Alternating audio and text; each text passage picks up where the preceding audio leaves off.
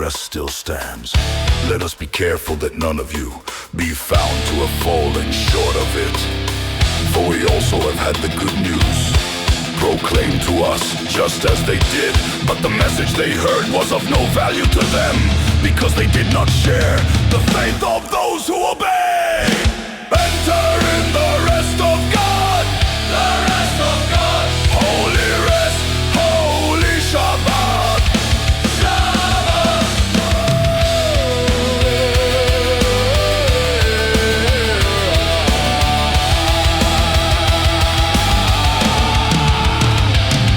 Now we who have believed enter that rest just as God has said. So I declared on oath in my anger, they shall never enter my rest. And yet his works have been finished since the creation of the world. For somewhere he has spoken about the seventh day in these words: on the seventh day God rested from all his works. And again in the passage above he says, they shall never enter my rest. Enter in the rest of God, the rest of God. Holy rest, holy Shabbat, Shabbat.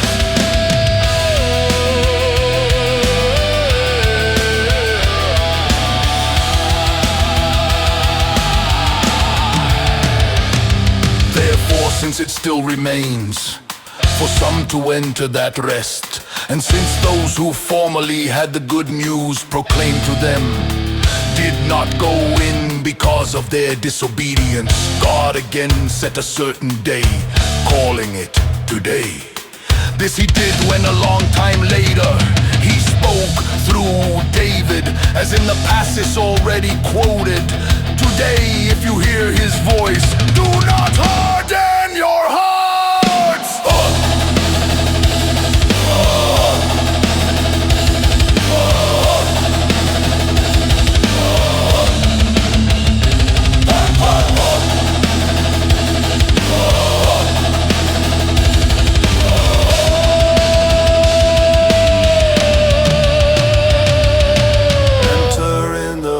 Of God, the rest of God. Holy rest, holy Shabbat, Shabbat.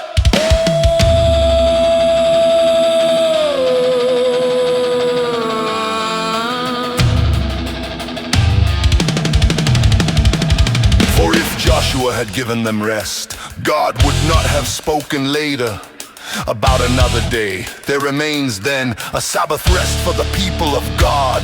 For anyone who enters God's rest also rests from their works, just as God did from his.